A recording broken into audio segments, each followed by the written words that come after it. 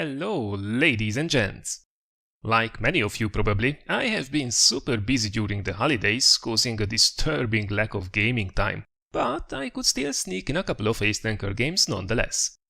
From one of these, today's subject is the Tier 7 Chinese medium, the T-34-1, a machine that's not overly popular exactly, which actually goes for the whole line I guess, but one that can be actually still quite effective.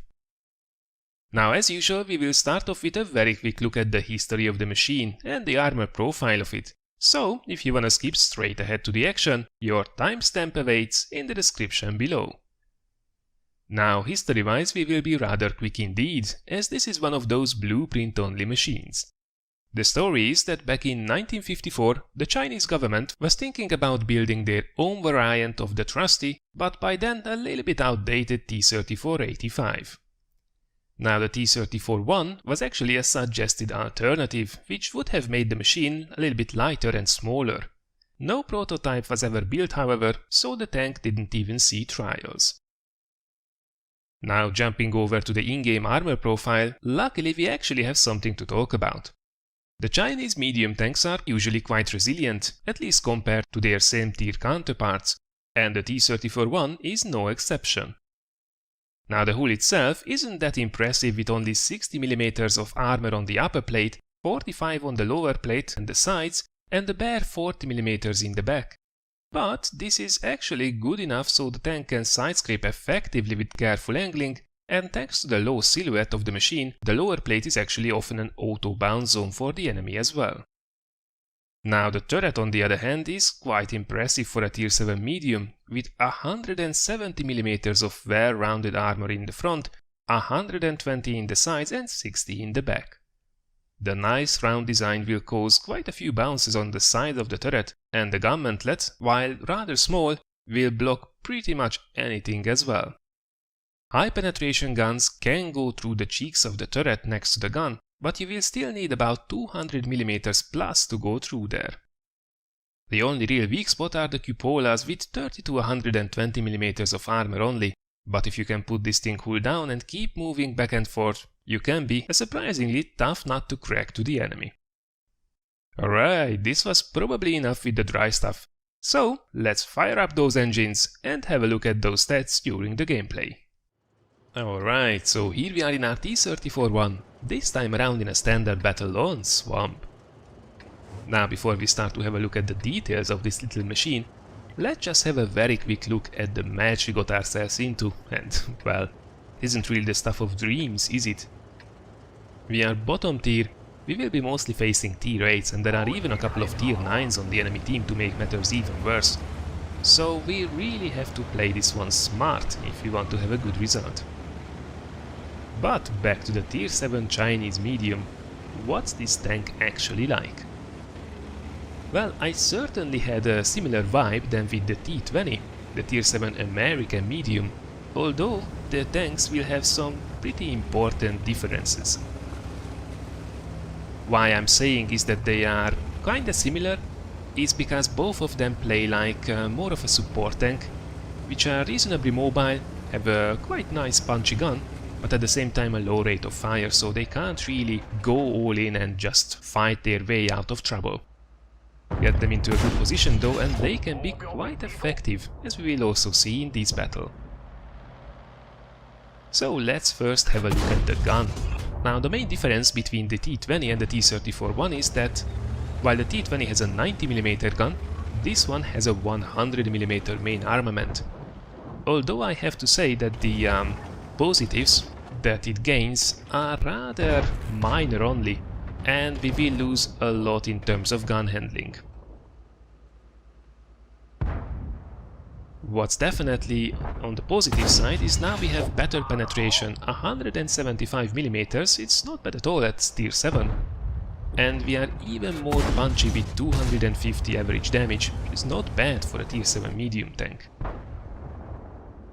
Our rate of fire is virtually the same as the T-20, only like 0.1 rounds a minute better, so the overall DPM, while definitely better than the T-20, it's not a huge difference with 1682 DPM.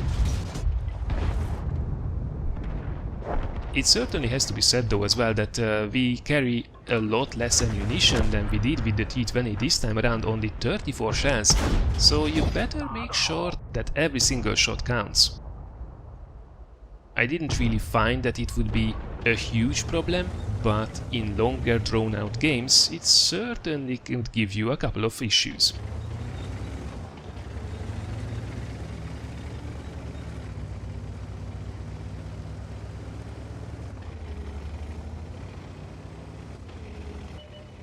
So far you don't really feel the huge benefits of having a 100mm gun compared to the 90mm, and here comes the issue. You didn't gain much, but you do lose a lot, and that's with the gun handling.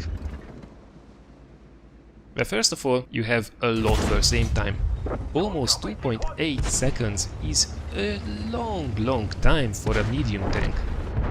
And even if you fully aim, your accuracy is quite rubbish at 0.4 meters, so that's a bit of a drawback right there.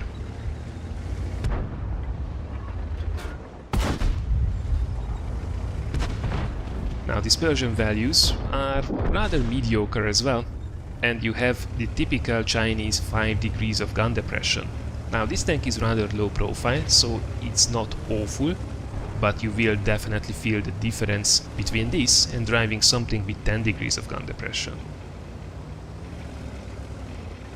So the gun is really what pretty much breaks this machine for me. I mean, it can perform nicely, but it's just not the same feel, it's not as responsive. The gun feels a little bit clunky at times, so it will not perform as reliably as you would be used to with, for example, the gun on the T-20.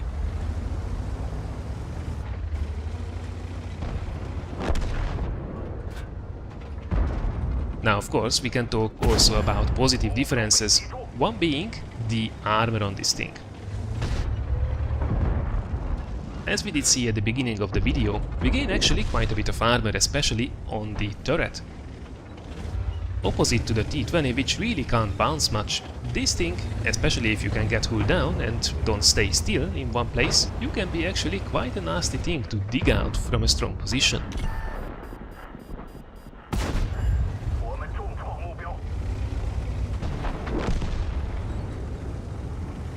Regarding the mobility, it's kinda similar, but with a few differences. Your top speed is a little bit less at 50 km per hour, which is still kinda alright. Your power to weight ratio is slightly worse as well, at 16 horsepower per ton, which is still alright, especially as we have the same terrain resistances as the T-20. We can get up to a decent speed and get into good position, but it's definitely not light tank-like mobility.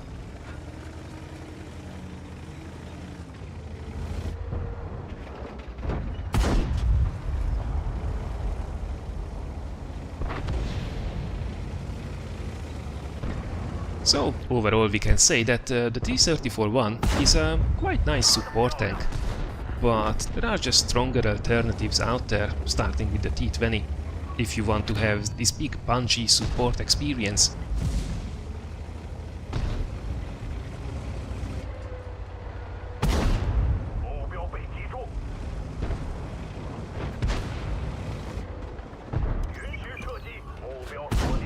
Still, if you can get into a good position, and usually the ass of the T-95 is to be considered a good position, you can have a lot of fun with this thing. It's just quick enough so it can get itself into position and then really start to work its way through the enemy armor.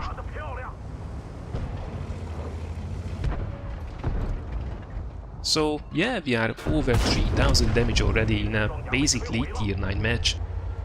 As you can see, if you have a team that you can actually support, you can still do a reasonable amount of damage even without having to touch your APCR shells.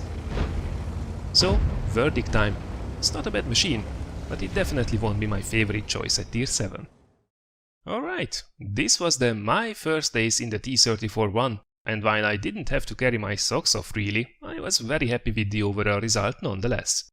Ace Tanker, High Caliber and Confederate, not bad from a tier 7 tank in a tier 9 match. Now of course for this we had to do a little bit of shooting as well, and with close to 4000 damage and 1460 base experience, I think we did our part. By the way, second in place by experience was actually the tier 7 Chinese light tank, a WZ-131. Chinese tanks for the win.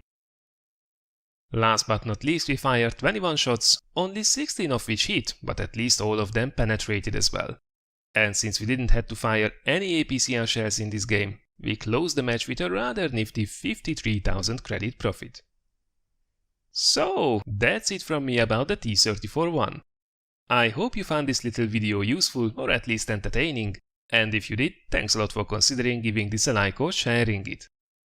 Now tomorrow we are back with another episode of the Arty Party series, and over the weekend we will have some rather special games, including a 1 vs 6 run in the Lux and a 1900 base experience game in the very popular T26E5 Patriot.